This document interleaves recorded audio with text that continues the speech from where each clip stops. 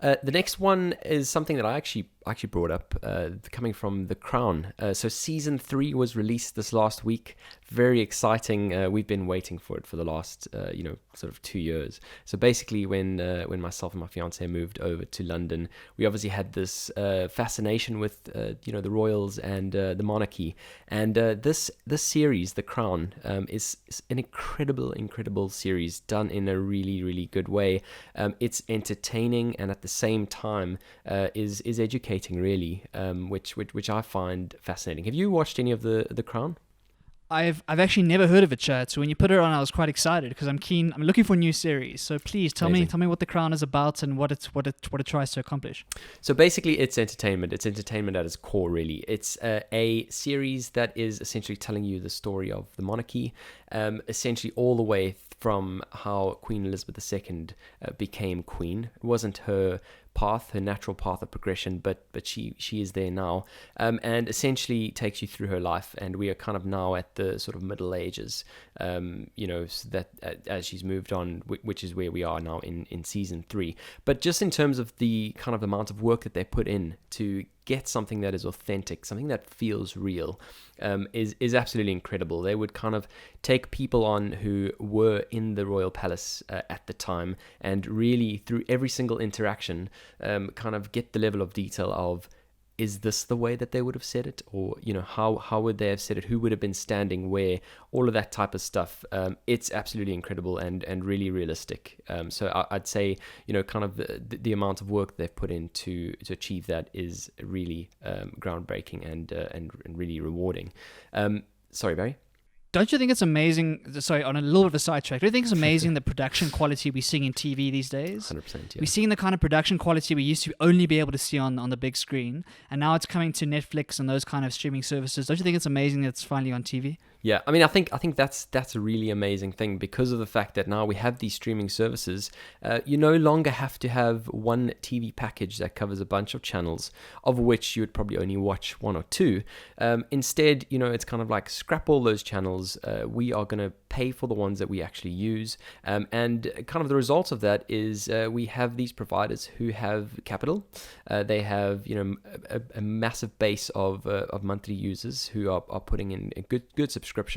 Obviously, we've seen Apple has introduced theirs as well, and it'll be interesting to see the content that comes out of that club too.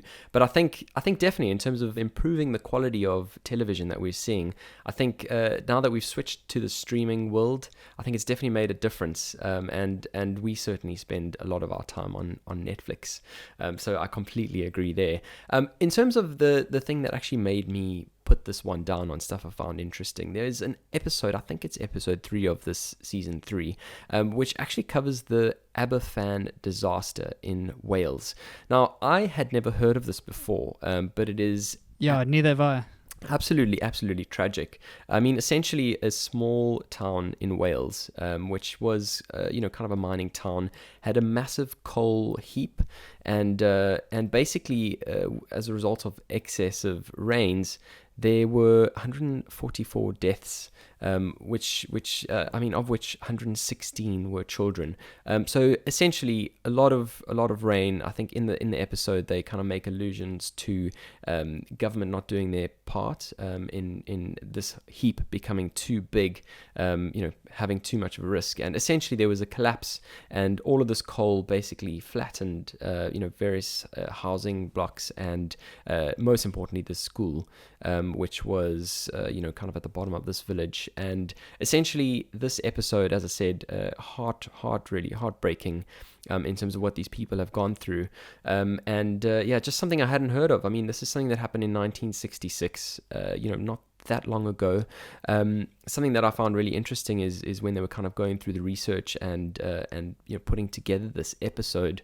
They essentially went to the village, of course, and got people who were actually there when it happened, and kind of got their perspectives as well. I think really important is in all these articles I've read from the makers, they really tried to go about this quite delicately.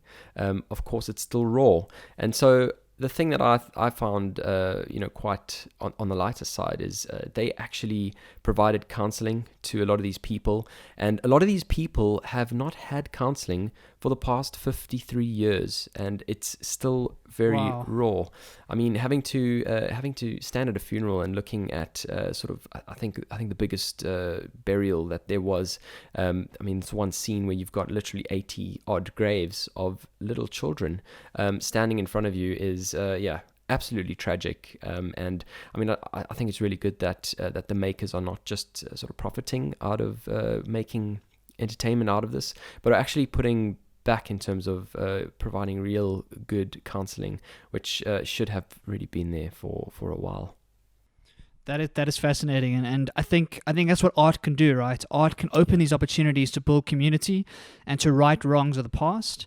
And so while it's a very, like, as long as you do it tactfully, like you say, and as long as you do it with grace and with humility, hopefully this helps the people that were affected and can kind of give some sort of closure to the whole thing, which sounds traumatic. Yeah, and I think it's also, I mean, I think it has a really positive effect, the fact that they did decide to bring this into the series, because, you know, now this basically the world are asking about this event that you know, a lot of people haven't heard of, and you know, just in terms of how do we make sure that these types of things don't happen again, you know, in terms of kind of natural type disasters, but where, you know, you can put into place some remedial action ahead of time.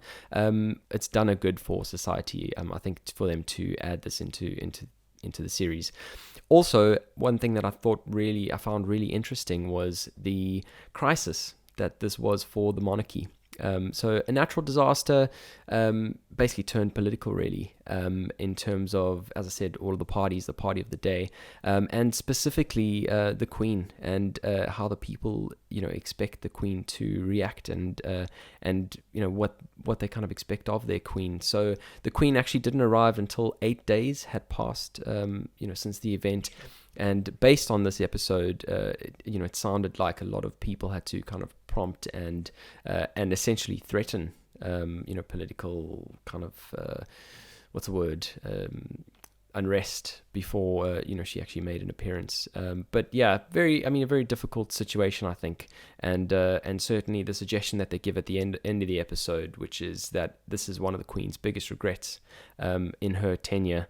You know, not having gone there until 8 days had passed since the tragedy. So yeah, I mean, I would certainly, on a sort of larger note, I would highly recommend watching The Crown. I think it's a fascinating series in terms of the entertainment value as well as the educational value. Obviously, you know, the royal family and the monarchy, a very kind of unique system, and I think it's really good to get a slight peek, as you know, behind the doors as to what actually goes on around there. So shall we move on to our next one? Let's do it.